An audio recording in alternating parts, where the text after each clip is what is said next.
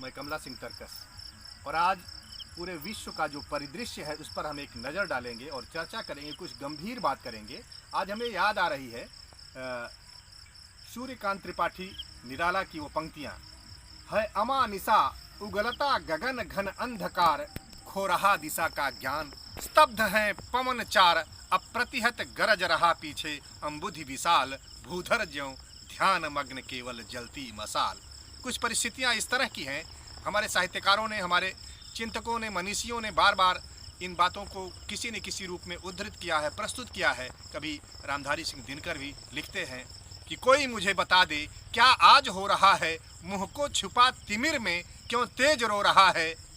इस तरह की परिस्थितियाँ हमारे समाज के सामने उभर रही। आज वैश्विक महामारी ने जो रूप लिया है वह कहीं न कहीं एक चेतावनी है हम सब के लिए कि हमने कुदरत के साथ जो खिलवाड़ किया है, जो छेड़छाड़ किया है, उसे हमें भुगतना पड़ रहा है।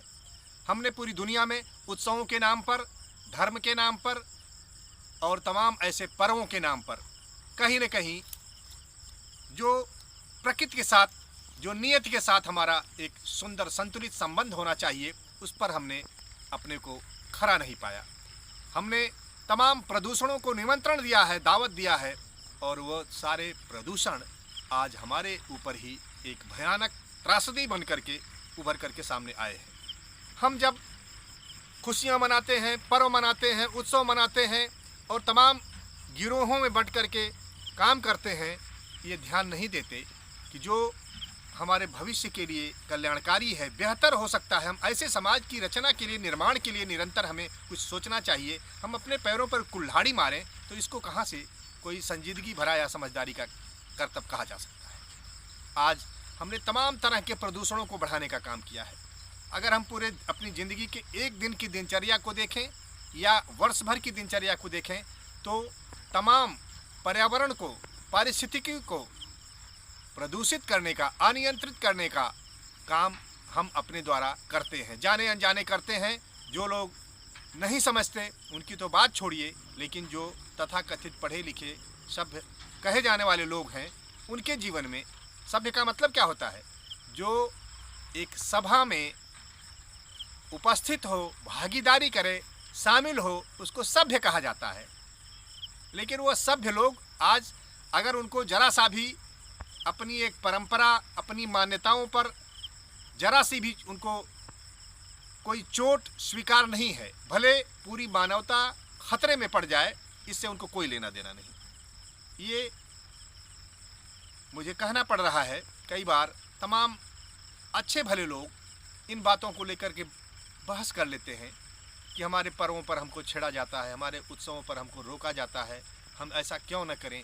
किसी पर्व पर हम ध्वनि प्रदूषण को इतना बढ़ा देते हैं कि रास्ता गुजरने वालों का हार्ट अटैक आ जाए, उनको तमाम तरह की बीमारियां घेर लें, गर्भ में पल रहे शिशुओं के जीवन पर खतरा पैदा हो जाए। ऐसी परिस्थितियां हम पैदा करते हैं और इस तरह की परिस्थितियां आए दिन हमारे सामने गुजरती हैं। और वो भी कोई ऐसे वैसे नहीं, वो धर्म के नाम पर। धर्म जिसका मतलब ये कि जिसके धारण करने से सबका कल्याण हो, और हम ऐसी चीज़ें धारण कर रहे हैं कि जो हमें मनुष्य होने पर शर्मिंदा करने के लिए बिल्कुल काफ़ी है।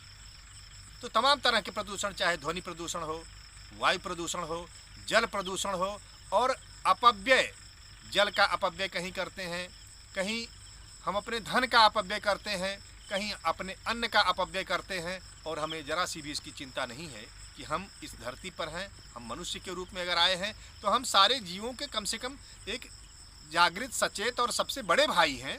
हमारी सबके प्रति हमारा दायित्व है, हमारी जिम्मेदारियां हैं। हम उसको निभाने के बजाय अपनी जानकारी के बावजूद जिस तरह का हम कृत्य कर रहे हैं, उसको कौन भुगतेगा? हमारी आने वाली पीढ़ियां भुगतेंगी, और आज हम भुगत रहे हैं।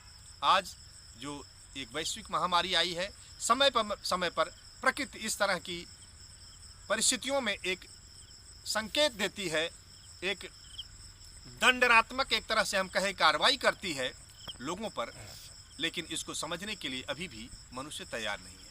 हम अपने बिल्कुल निहित छोटे स्वार्थ के लिए, अपने तात्कालिक सुख की अनुभूति के लिए तमाम ऐसे काम करते हैं जिससे ये परिस्थितियां उभर करके आती हैं। आज यह साबित हो चुका है कि जो तमाम अपने अपने झुंड हैं, अपने अपने लोग हैं, अपनी अपनी मान्यताएं हैं और उन मान्यताओं के हिसाब से सबके अपने कर्मकांड हैं, लेकिन उन कर्मकांडों के जरिए पूरी दुनिया में कहीं भी कोई राहत नहीं मिल पा रही है। हालांकि सभी लोग इस आपदा में भी अवसर तलाशते हैं, अपने उस खास मान्यता के पक्ष में दलीलें देने में उनको जरा सी भी हिचक नहीं लगती, चाहे मानवता शर्मसार हो या दुनिया बर्बाद हो जाए, लेकिन वो अपनी मान्यता, अपने झुंड, उसके पक्ष में लगातार खड़े रहेंगे। उनको बहुत ज़्यादा सोचने समझने की जरूरत नहीं होती है। ये चिंताजनक है। आइए हम विश्व नागरिक के रूप में चिंतन करें, विचार करें और एक दूसरे पर छींटाकशी करने का, उंगलियां उठाने का, एक दूसरे पर आरोप प्रत्यारोप मढ़ने का यह काम बंद करें, क्योंकि वास्तव में तो हम इस महत ब्रह्मांड के धरती पर एक मनुष्य के ही रूप में हैं। हम मानव हैं, हम मानव जाति हैं। इसमें भी अगर हम कहीं संकोच है, कोई भ्रम हो, तो उसका कौन मालिक हो सकता है, उसका कौन जवाब दे सकता है। हम एक राष्ट्र के रूप में, अगर हम किसी भी राष्ट्र में हैं, हम एक मानवीय राष्ट्र हैं, मानव हैं, भारतीय राष्ट्र में हैं तो भारतीय हैं, इस पर भी हमारा भरोसा नहीं है। हम बातें तो बड़ी बड़ी करते हैं, नारे तो खूब लगाते हैं, भारत की जय भी बोलते हैं, लेकिन जब असली हमारे चरित्र की परीक्षा होती है, मूल्यांकन होता है, इम्तहान आता है, तो हम वहाँ बिल्कुल फेल दिखाई देते हैं। हम इतने नीचे चले आते हैं कि हम एक कबीलाई युग से आगे बढ़े हुए दिखते नहीं। आज ज़रूरत है कि हम उस कबीलाई युग से आगे बढ़ करके विश्व मानवता पर जो खतरे हैं, जो संकट हैं, हमारे रहन सहन में, हमारे जीवन शैली में जो तब्दीलियां चाहिए, उनके लिए हमको कदम बढ़ाना होगा, खड़े होना होगा, पुरुष हो चाहे नारी हो। लेकिन आज अभी भी हम वही दृश्य देखते हैं कि गाँवों में जब वैश्विक महामारी इस चरम रूप में आकर के खड़ी है, तमाम जहाँ मैं अभी बैठ के आपसे बात कर रहा हूँ, ये गाँव का हिस्सा है, पीछे का दृश्य आपको दिख रहा होगा।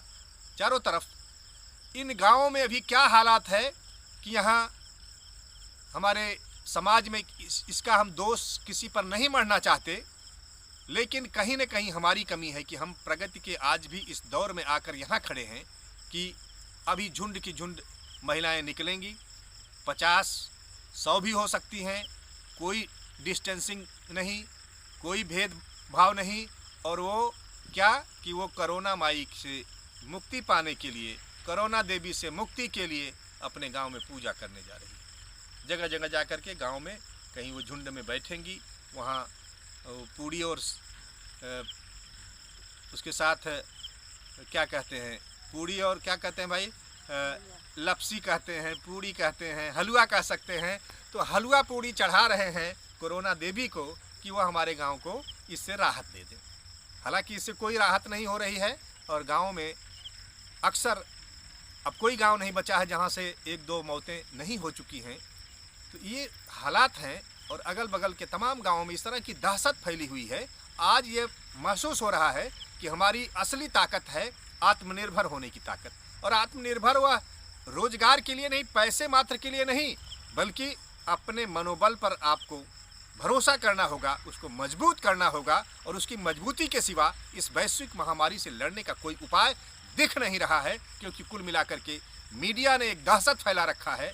सरकारी तंत्र के भी प्रयासों से कहीं न कहीं दहशत बढ़ी ही है, घटने का नाम नहीं ले रही है। हालांकि इस मुद्दे पर तमाम लोग चर्चा कर रहे हैं कि इस बीमारी से उबर करके बड़ी संख्या में लोग अपने घरों को लौट रहे हैं और वह अपने स्वास्थ्य को पुनः हासिल कर पा रहे हैं। इस बात को मीडिया अब थोड़ा हाईलाइट करना शुरू की है, नहीं तो पहले के दौर में इतना बड़ा दहशत फैला कि लोग हार्ट अटैक से, अगर उन्होंने खबर सुनी कि उनके 2-4 परिचितों के साथ हादसा हो गया तो उनका भी हार्ट अटैक हो गया। ऐसे तमाम लोगों को हमने खो दिया है, तमाम लोगों ने अपने जीवन से हाथ धो लिया और तमाम लोगों के परिवार के तमाम लोग बिछड़ गए। इस दौर में हम सभी को अपने पर भरोसा रखना होगा।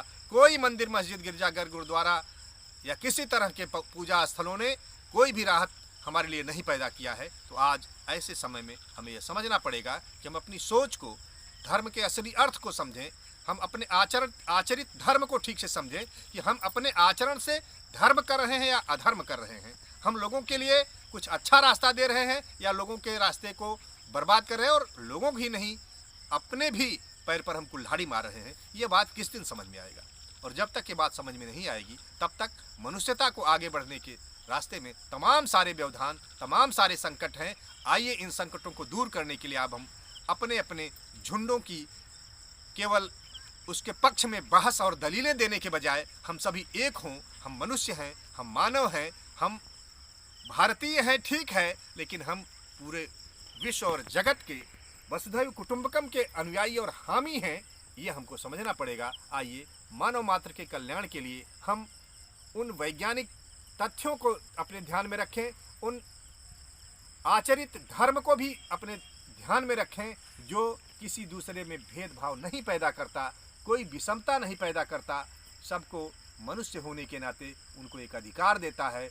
उनमें आपस में भाईचारे की ज़रूरत है और प्रेम, बंधुता, भाईचारा, इस अभियान को, इस लक्ष्य को, इस प्यार को लेकर के हमको आगे बढ़ना होगा और पूरी दुनिया को फिर स्वस्थ और सुंदर बनाना होगा।